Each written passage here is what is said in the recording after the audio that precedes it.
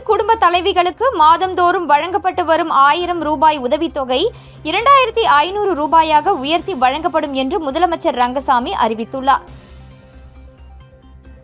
புதுச்சேரி அரசின் 2025-26 ஆண்டிற்கான பட்ஜெட் அறிக்கையை சட்டப்பேரவையில் முதலமைச்சர் ரங்கசாமி தாக்கல் செய்தார். 13,600 கோடி ரூபாய் மதிப்பில் 2025-26 ஆண்டிற்கான நிதிநிலை அறிக்கையை தாக்கல் செய்து புதுச்சேரி முதலமைச்சர் என். ரங்கசாமி உரையாற்றினார். அதில் ஏராளமான அறிவிப்புகள் வெளியிடப்பட்டுள்ளன. அதன்படி விவசாய தொழிலாளர்களுக்கு மழைக்கால நிவாரணமாக 2000 ரூபாய் வழங்கப்படும். எந்த விதமான உதவித்தொகையும் பெறாத குடும்ப தலைவிகளுக்கு மாதந்தோறும் வழங்கப்பட்டு வரும் 1000 ரூபாய் உதவித்தொகை 2500 ரூபாயாக உயர்த்தி வழங்கப்படும். கணவரால் கைவிடப்பட்டோர் விதவைகள் உதவித்தொகைகள் 500 ரூபாய் உயர்த்தி வழங்கப்படும். ரேஷன் அட்டைகளுக்கு வழங்கப்பட்டு வரும் இலவச அரிசியுடன் 2 கிலோ இலவச கோதுமை வழங்கப்படும். அரசு மற்றும் அனைத்து அரசு உதவி பெறும் பள்ளி மாணவர்களுக்கு மாலை சிற்றுண்டி வழங்கப்படும். பள்ளி மற்றும் அங்கன்வாடிகளில் வாரம் 3 நாள் வழங்கப்படும் முட்டை இனி வாரத்தில் அனைத்து நாட்களும் வழங்கப்படும் என்றார். மேலும் 6ஆம் வகுப்பு முதல் 12ஆம் வகுப்பு வரை அரசு பள்ளியில் பயின்று இளநிலை கல்லூரியில் படிக்கும் மாணவர்களுக்கு 3 ஆண்டுகளுக்கு மாதந்தோறும் 1000 ரூபாய் வழங்கப்படும். அமைப்பு சாரா தொழிலாளர்களுக்கு 2000 ரூபாய் உதவித்தொகை வழங்கப்படும். மீனவர்களுக்கு ஆழ்கடல் மீன்பிடி படகு 50% மானிய விலையில் வழங்கப்படும். மீனவ சமுதாய ஈமச்சடங்கு தொகை 15,000 இருந்து 20,000 ரூபாயாக உயர்த்தப்படும். எம்எல்ஏ தொகுதி மேம்பாட்டு நிதி 2 கோடியில் இருந்து 3 கோடி ரூபாயாக உயர்த்தப்படும். உட்பட பல்வேறு அறிவிப்புகளை முதலமைச்சர் ரங்கசாமி அறிவித்துள்ளார். சுமார் 1 மணி நேரம் 10 நிமிடம் பட்ஜெட்டை முதலமைச்சர் தாக்கல் செய்து முடித்த நிலையில் சபையை நாளை காலை வரை ஒத்திவைப்பதாக சபாநாயகர் செல்வம் தெரிவித்து ஒத்திவைத்தார். புதுச்சேரி பிரபல ரவுடி ஐயப்பன் கொலை வழக்கில் விபச்சார புரோக்கர் நடராஜன் உள்ளிட்ட 10 பேரை வேட்டவலம் போலீசார் கைது செய்தனர். புதுச்சேரி வானரப்பேட்டையை சேர்ந்த பிரபல ரவுடி ஐயப்பன் நேற்று முன்தினம் திருவண்ணாமலை மாவட்டம் நீலத்தங்கால் பகுதியில் மர்ம நபர்களால் வெட்டி படுகொலை செய்யப்பட்டார். இது தொடர்பாக வேட்டவலம் போலீசார் வழக்கு பதிவு செய்து தனிப்படை அமைத்து விசாரணை மேற்கொண்டனர். விசாரணையில் விபச்சார புரோக்கர் நடராஜன் மற்றும் சந்துருவுக்கு லட்சக்கணக்கில் ஐயப்பன் வட்டிக்கு பணம் கொடுத்துள்ளதாகவும் அதனை அவர்கள் திருப்பி தராததால் ஐயப்பன் கொலை மிரட்டல் விடுத்ததாக கூறப்படுகிறது. இதனால் முந்திக் கொண்ட அவர்கள் கடந்த 9ஆம் தேதி புதுச்சேரியில் வீட்டில் இருந்த ஐயப்பனை புரோக்கர் நடராஜன் தலைமையில் 8 பேர் கொண்ட கும்பல் திருவண்ணாமலைக்கு காரில் கடத்தி சென்று அவரது மனைவியிடம் 6 லட்சம் ரூபாய் பணம் கேட்டு மிரட்டி பறித்துள்ளது. மேலும் பணத்தை பெற்றுக்கொண்ட அந்த கும்பல் ஐயப்பனால் உயிருக்கு ஆபத்து ஏற்படும் என்ற நோக்கில் நீலத்தங்கால் பகுதிக்கு ஐயப்பனை கொண்டு சென்று வெட்டி படுகொலை செய்தனர். இந்த வழக்கில் புதுச்சேரியை சேர்ந்த விபச்சார புரோக்கர் நடராஜன், சந்துரு, முத்துக்குமார், ராஜேஷ், தனசேகர் என்கிற அஜித், புஷ்பநாதன் என்கிற சூர்யா, விவேக், குப்புசாமி, மணி, புவனேஷ் ஆகிய 10 பேரை கைது செய்த போலீசார் அவர்களிடமிருந்து 2 கார் மற்றும் 1.5 லட்சம் ரூபாய் பணத்தை பறிமுதல் செய்தனர்.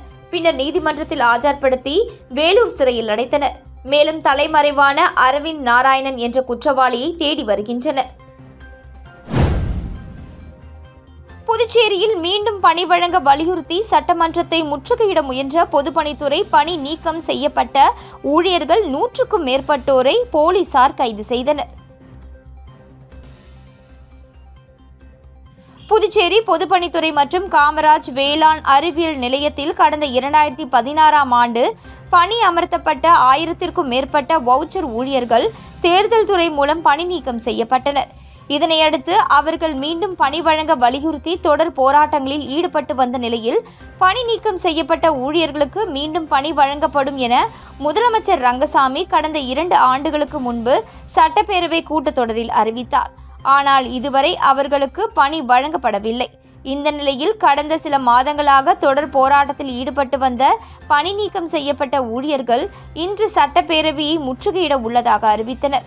அதன்படி ஒருங்கிணைப்பாளர் தெய்வீகன் தலைமையில் 100க்கும் மேற்பட்டவர்கள் பொதுப்பணித்துறை தலைமை அலுவலகம் முன்பு ஒன்று கூடினர். சட்டப்பேரவையை நோக்கி பேரணியாக செல்ல முயன்றவர்களை போலீசார் தடுத்து நிறுத்தியதால் அங்கேயே அமர்ந்து ஆர்ப்பாட்டத்தில் ஈடுபட்டனர். அப்பொழுது அதிகாரிகளையும் ஆட்சியாளர்களையும் கண்டித்து கண்டன கோஷங்களை எழுப்பினர். இதனையடுத்து போலீசார் அவர்களை கைது செய்தனர். புதுச்சேரியில் பல்வேறு முறைகளில் ஆன்லைன் மூலம் 3 பேரிடம் 63,000 ரூபாயை மோசடி செய்ததாக சைபர் கிரைம் போலீசார் விசாரணை நடத்தி வருகின்றனர். தவளக்குப்பத்தை சேர்ந்த கருப்பையா என்பவரை மொபைல் போனில் தொடர்பு கொண்ட மர்ம நபர் வங்கி அதிகாரி போல் பேசி கிரெடிட் கார்டு விவரங்களை கேட்டுள்ளார். அதை நம்பி இவர் கிரெடிட் கார்டு விவரம் மற்றும் OTP எண்களை தெரிவித்துள்ளார். சிறிது நேரத்தில் அவரது வங்கி கணக்கில் இருந்து 49,883 ரூபாய் எடுக்கப்பட்டது. இதேபோல வைத்திக்குப்பம் ஆதர்ஷ் 8,000 ரூபாயும், ஆரோவில் ரவிசங்கர் 5,400 ரூபாய் என 3 பேர் 63,283 ரூபாயை ஏமாந்தனர். புகார்களின் பேரில் சைபர் கிரைம் போலீசார் வழக்கு பதிந்து விசாரித்து வருகின்றனர். அமைப்பு சாரா நல சங்கத்தில் விண்ணப்பித்த வீட்டு வேலை செய்யும் பெண்களுக்கு உறுப்பினர் அட்டை வழங்க வலியுறுத்தி 100க்கும் மேற்பட்ட வீட்டு வேலை செய்யும் பெண் தொழிலாளர்கள் பேரணியாக வந்து கண்டன ஆர்ப்பாட்டத்தில் ஈடுபட்டனர். புதுச்சேரி CITU வீட்டு வேலை செய்யும் பெண் தொழிலாளர்கள் நலசங்கம் சார்பில் கோரிக்கைகளை வலியுறுத்தி பேரணி மற்றும் கண்டன ஆர்ப்பாட்டம் நடைபெற்றது. சங்கத்தின் தலைவி லாவண்யா தலைமையில் நடைபெற்ற ஆர்ப்பாட்டத்தில் 100க்கும் மேற்பட்ட வீட்டு வேலை செய்யும் பெண்கள் கலந்து கொண்டு அமைப்பு சாரா தொழிலாளர் நல சங்கத்தில் விண்ணப்பித்த வீட்டு வேலை செய்யும் பெண்களுக்கு உறுப்பினர் அட்டை வழங்க வேண்டும், அமைப்பு சாரா நல வாரியத்திற்கு 10 கோடி ரூபாய் நிதி ஒதுக்கி செயல்பாட்டுக்கு கொண்டு வர வேண்டும், அனைத்து பணியிடங்களிலும் பணிபுரியும் பெண்களுக்கு மகளிர் தினத்தன்று ஊதியத்துடன் விடுமுறை வழங்க வேண்டும் உள்ளிட்ட பல்வேறு கோரிக்கைகளை வலியுறுத்தி வஉசி பள்ளியில் இருந்து பேரணியாக வந்து மாதா கோவில் அருகே கண்டன ஆர்ப்பாட்டத்தில் ஈடுபட்டனர். அப்பொழுது அதிகாரிகளையும் ஆட்சியாளர்களையும் கண்டித்து கண்டன கோஷங்களை எழுப்பினர். புதுச்சேரி ஒதியம்பட்டு ஸ்ரீ காசி விஸ்வநாதர் ஆலயத்தில் மாசிமக பிரம்மோற்சவ விழா. திரளான பக்தர்கள் முன்னோர்களுக்கு தர்ப்பணம் கொடுத்து வழிபாடு செய்தனர். புதுச்சேரி மாநிலம் வில்லியனூர் கொம்யூனியன் சங்கராபரணி நதிக்கரையின் வடதுபுறம் அமைய பெற்றுள்ள திரு காசி சேத்திரம் என்று அழைக்கப்படும் காசியிலும் வீசும் மிகு ஸ்ரீ காசி விசாலாட்சி சமேத ஸ்ரீ காசி விஸ்வநாதர் ஆலயத்தில் மாசிமக தீர்த்தவாரி நிகழ்ச்சி கடந்த வாரம் 3ஆம் தேதி கொடியேற்றத்துடன் துவங்கியது. அதனைத் தொடர்ந்து தினம்தோறும் சுவாமிக்கு சிறப்பு அபிஷேக ஆராதனைகளுடன் சிறப்பு அலங்காரத்தில் பல்வேறு வாகனங்களில் சுவாமி வீதி உலா நடைபெற்று நேற்று முன்தினம் திருக்கல்யாண உற்சவம் உள்ளிட்ட சிறப்பு உற்சவங்கள் நடைபெற்றன. தொடர்ந்து இன்று ஸ்ரீ காசி விசாலாட்சி சமேத காசி விஸ்வநாத சுவாமி அதிகார நந்தியில் சங்கராபரணி நதிக்கரையில் தீர்த்தவாரி நிகழ்ச்சி செய்து பக்தர்களுக்கு காட்சியளித்தார். இந்நிகழ்ச்சிக்கு புதுச்சேரி மற்றும் தமிழக பகுதியில் இருந்து ஏராளமான பக்தர்கள் கலந்து கொண்டு தங்களது முன்னோர்களை நினைத்து தர்ப்பணம் செய்தனர். மேலும் மாசிமக தீர்த்தவாரி நிகழ்ச்சிக்கு பல்வேறு ஊர்களில் இருந்து தீர்த்தவாரி நிகழ்ச்சிக்கு கொண்டு வரப்பட்டு பக்தர்களுக்கு காட்சியளிக்கப்பட்டது. இந்நிகழ்ச்சியில் பல்லாயிரக்கணக்கான பக்தர்கள் கலந்து கொண்டு சுவாமி தரிசனம் செய்து வழிபட்டனர். இந்நிகழ்ச்சிக்கான ஏற்பாடுகளை ஆலய நிர்வாக அதிகாரி, விழா குழுவினர் மற்றும் ஊர் பொதுமக்கள் சிறப்பாக செய்திருந்தனர். வில்லியனூர் மணவெளி பகுதியில் திருக்காஞ்சி மாசிமக தீர்த்தவாரிக்கு வருகை தந்த பக்தர்களுக்கு தியாகி சுப்பிரமணியன் என்கிற பெருமாள் படையாட்சி அறக்கட்டளை சார்பில் 13ஆம் ஆண்டு அறுசுவை அன்னதானம் வழங்கப்பட்டது.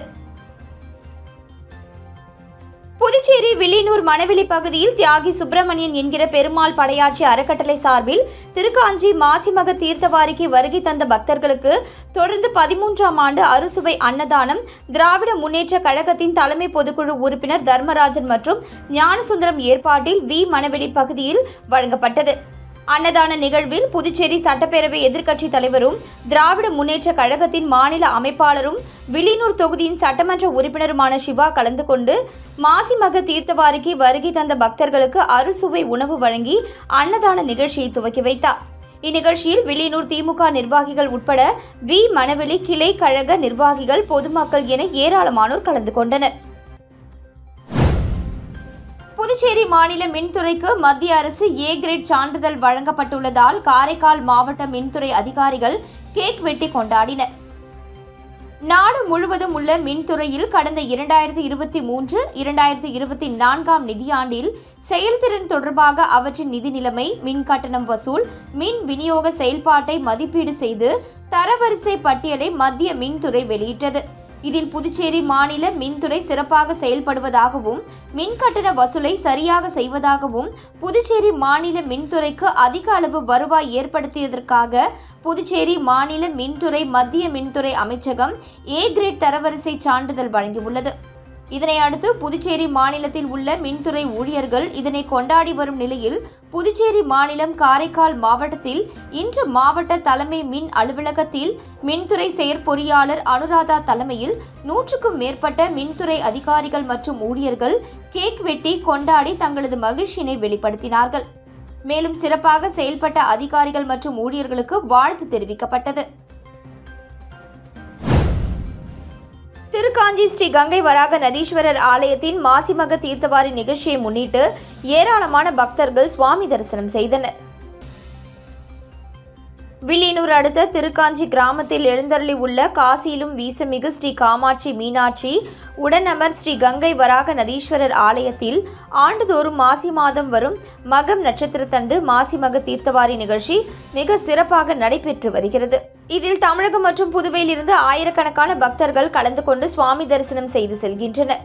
மேலும் இவ்வாலயம் அமைப்பெற்றுள்ள சங்கராவரணி நதிக்கரையில் இந்துக்கள் பலர் தங்கள் முன்னோர்களை நினைத்து தர்ப்பணம் செய்து வழிபாடு செய்வர். இங்கு பல்வேறு ஊர்களில் இருந்து தீர்த்தவாரி நிகழ்ச்சியில் கலந்து கொள்ள சுவாமிகளும் வருகை தருகின்றனர். அவர்களையும் பக்தர்கள் தரிசித்து செல்கின்றனர். இவ்விழாவில் ஆயிரக்கணக்கான பக்தர்கள் கலந்து கொண்டு சுவாமி தரிசனம் செய்து வழிபட்டனர். சுகாதாரத்துறை வாரிசுதாரர்களின் கோரிக்கைகள் 15 நாட்களில் நிறைவேற்றப்படும் என அதிகாரிகள் உறுதி அளித்ததன் பெயரில் அவர்களது மறியல் போராட்டம் கைவிடப்பட்டது. புதுச்சேரி சுகாதாரத்துறையில் பணியின் போது இருந்த வாரிசுதாரர்களுக்கு கருணை அடிப்படையில் பணி வழங்க கோரி 20 நாட்களுக்கு மேலாக தொடர் போராட்டத்தில் ஈடுபட்டு வருகின்றனர். இந்த நிலையில் இன்று மறியல் போராட்டம் செய்வதாக அவர்கள் அறிவித்திருந்த நிலையில் சங்க ஒருங்கிணைப்பாளர்கள் ரமேஷ், டேவிட் ஆகியோர் தலைமையில் சங்கத்தினர் கோரிக்கையை வலியுறுத்தி கம்மன் கலையரங்கத்திலிருந்து ஊர்வலமாக செல்ல முயன்றனர். அப்பொழுது அங்கு வந்த சுகாதாரத்துறை இயக்குநர் ரவிச்சந்திரன் உள்ளிட்ட காவல்துறை அதிகாரிகள் அவர்களுடன் பேச்சுவார்த்தை நடத்தினர். இந்த பேச்சுவார்த்தையில் அரசு ஊழியர் சம்மேளனத்தை நிர்வாகிகள் முன்னிலையில் இந்த பேச்சுவார்த்தை நடைபெற்றது. அப்பொழுது பேசிய சுகாதாரத்துறை அதிகாரிகள், உங்களது கோரிக்கைகள் 15 நாட்களில் நிறைவேற்றப்படும் என உறுதியளித்தார். இதனால் அவர்கள் சாலை மறியல் போராட்டத்தை கைவிட்டு கலைந்து சென்றனர். நல்லவாடு கடல் தீர்த்தவாரி பெருவிழாவில் முன்னாள் சேர்மன் ஆனந்தன் கலந்து கொண்டு சுவாமி தரிசனம் செய்து அன்னதானத்தை தொடங்கி வைத்தார். தவளக்குப்பம் அடுத்த நல்லவாடு அருள்மிகு ஸ்ரீ முத்தாளம்மன் திருக்கோவிலில் அருள்மிகு ஸ்ரீ தில்லையம்மன் திருக்கோவில் 10ஆம் ஆண்டு மாசிமகம் கடல் தீர்த்தவாரி பெருவிழாவில் அரியாங்குப்பம் கொம்யூனியன் பஞ்சாயத்து முன்னாள் சேர்மன் ஆனந்தன் கலந்து கொண்டு தீர்த்தவாரியில் கலந்து கொண்ட சுவாமிகளை பார்வையிட்டு தரிசனம் செய்த அவர் அகத்தியர் திருமணம் தனுஷ்கோடி ஜெய் ராம் சித்தர் சுவாமிகள் ஆலயம், சின்ன ராமேஸ்வரம் ஸ்ரீ சிவ ராமநாத சுவாமி உடனுரை பரிவத வர்தினி சுவாமியை தரிசனம் செய்து தீர்த்த கலசத்துடன் சென்று சிவலிங்கத்திற்கு அபிஷேகம் மற்றும் வலம்புரி சங்கினால் பாலாபிஷேகம் செய்தார். தொடர்ந்து கோவில் நிர்வாகிகள் சார்பில் நடைபெற்ற வரவேற்பு நிகழ்ச்சியில் பங்கு பெற்று ஆலய நிர்வாகிகளிடம் கோவில் வளர்ச்சிக்கு நிதி வழங்கினார். அவருக்கு ஆலய நிர்வாகிகள் சார்பில் பொன்னாடை போர்த்தி மரியாதை செய்தனர். இதனை அடுத்து நடைபெற்ற அன்னதான நிகழ்ச்சியை தொடங்கி வைத்தார். பெத்திச்செட்டிப்பேட் அரசு தொடக்க பள்ளியில் நடைபெற்ற பட்டமளிப்பு விழாவில் சிறப்பு விருந்தினராக எழுத்தாளர் சாலை செல்வம் கலந்து கொண்டு மாணவ மாணவிகளுக்கு பட்டங்களை வழங்கி பாராட்டினார். புதுச்சேரி தட்டாஞ்சாவடி தொகுதிக்கு உட்பட்ட பெத்திச்செட்டிப்பேட் அரசு தொடக்க பள்ளியில் பட்டமளிப்பு விழா மற்றும் பல்வேறு போட்டிகளில் வெற்றி பெற்ற மாணவர்களுக்கு பரிசு வழங்கும் விழா பள்ளி வளாகத்தில் நடைபெற்றது. பள்ளி தலைமை ஆசிரியை தமயந்தி ஜாக்லின் தலைமையில் நடைபெற்ற விழாவில் சிறப்பு விருந்தினர்களாக எழுத்தாளர் சாலை செல்வம், நாவலர் நெடுஞ்செழியன், குளோபல் ஹியூமானிட்டி சமூக சேவையின் தலைவர் ஆனந்தன் ஆகியோர் கலந்து கொண்டு மாணவ மாணவிகளுக்கு பட்டங்கள் வழங்கி பாராட்டினார்கள். மேலும் குழந்தைகளின் கலை நிகழ்ச்சிகள் நடைபெற்றன. இந்த விழாவில் ஆசிரியர்கள் நந்தினி தேவி, கீதா, கலையரசி, அனிதா, ஜேம்ஸ்குமார், குமரேசன், கலைவாணி, ஷியாமலா, ரம்யா, இசையமுது, சுரேஷ், சிவகாம சுந்தரி, உமா மகேஸ்வரி, செல்வி உட்பட பள்ளி ஊழியர்கள், பெற்றோர்கள் கலந்து கொண்டனர். புதுச்சேரியில் மாசிமக தீர்த்தவாரியை முன்னிட்டு வைத்திக்குப்பம் கடற்கரையில் காவல்துறை சார்பில் பாதுகாப்பு ஏற்பாடுகள் தீவிரமாக நடைபெற்று வருகின்றன. புதுச்சேரியில் மாசிமகம் ஒவ்வொரு ஆண்டும் கோலாகலமாக கொண்டாடப்படுவது வழக்கம். இந்த நிலையில் மாசிமகத்தை முன்னிட்டு புதுச்சேரி வைத்திக்குப்பம் கடற்கரையில் புதுச்சேரி மற்றும் அதனை சுற்றியுள்ள கோவில்களில் இருந்து உற்சவ மூர்த்திகள் கொண்டுவரப்பட்டு தீர்த்தவாரி நடைபெற இருப்பதை ஒட்டி கடற்கரையில் பந்தல் அமைக்கும் பணி தீவிரமாக நடைபெற்று வருகின்றது. மேலும் பொதுமக்கள் சிரமமின்றி சுவாமி தரிசனம் செய்யவும் ஏற்பாடுகள் செய்யப்பட்டுள்ளது. இதனைத் தொடர்ந்து அசம்பாவித சம்பவங்கள் நடக்காத வண்ணம் காவல்துறை சார்பில் 100க்கும் மேற்பட்ட காவலர்கள் பாதுகாப்பு பணியில் ஈடுபட உள்ளனர். போக்குவரத்து நெரிசலை தடுக்க வாகனங்கள் மாற்றுப்பாதையில் செல்ல நடவடிக்கை எடுக்கப்பட்டுள்ளது. மேலும் தீர்த்தவாரி நிகழ்ச்சியில் அசம்பாவிதங்கள் எதுவும் ஏற்படாத வகையில் கண்காணிப்பதற்காக ஆங்காங்கே கண்காணிப்பு கேமராக்கள் பொருத்தப்பட்டுள்ளது. ட்ரோன் கேமரா மூலமாக கண்காணிக்கவும் ஏற்பாடுகள் செய்யப்பட்டுள்ளது குறிப்பிடத்தக்கது. புதுச்சேரி முதல்வர் ரங்கசாமி தாக்கல் செய்துள்ள பட்ஜெட் மக்களுக்கு உதவாத காகிதப்பூ பட்ஜெட்டாக உள்ளது என சட்டமன்ற எதிர்க்கட்சித் தலைவர் சிவா கருத்து தெரிவித்துள்ளார். புதுச்சேரி சட்டப்பேரவையில் 2025-26 நிதியாண்டிற்கான நிதிநிலை அறிக்கையை நிதித்துறை பொறுப்பு வகிக்கும் முதல்வர் ரங்கசாமி பேரவையில் தாக்கல் செய்தார். பட்ஜெட் தொடர்பாக செய்தியாளர்களிடம் பேசிய எதிர்க்கட்சித் தலைவர் சிவா, முதல்வர் ரங்கசாமி தாக்கல் செய்துள்ள பட்ஜெட்டில் புதிய வருமானம் எதுவும் இல்லாமல், மத்திய அரசின் சிறப்பு நிதி எதுவும் இல்லாமல் தாக்கல் செய்யப்பட்டுள்ளது. எதிர்வரும் தேர்தலை முன்வைத்து அறிவிப்புகள் செய்திருக்கிறார்கள். கடந்த பட்ஜெட்டில் அறிவித்த திட்டங்கள் எல்லாம் கிடப்பில் உள்ள நிலையில் மணக்க பட்ஜெட் உரை நிகழ்த்தி இருக்கிறார் முதல்வர். ஆனால் வெறும் காகித பூவாகவே இருக்கிறது. புதுச்சேரியின் வருவாய், செலவினங்கள், கடன் வாங்க முடியாத நிலை ஆகியவற்றை கணக்கில் கொள்ளாமல் பல்வேறு திட்டங்களை அறிவித்துள்ளார்கள். அதில் மக்கள் எதிர்பார்த்த திட்டங்கள் எதுவும் பட்ஜெட்டில் இடம்பெறவில்லை. புதிய தொழில் கொள்கை, வணிகர்களுக்கு சலுகைகள், ஐடி பார்க், புதிய சுற்றுலா திட்டங்கள் எதுவும் இல்லை. இலவசங்களை அறிவித்து மக்களை ஏமாற்றி இருக்கிறார் என்றார். மொளப்பாக்கம் அரசு நடுநிலைப் பள்ளியில் நடைபெற்ற ஆண்டு விழாவில் மாணவர்களுக்கு துணை சபாநாயகர் ராஜவேலு பரிசுகள், சான்றிதழ் வழங்கி சிறப்பு செய்தார்.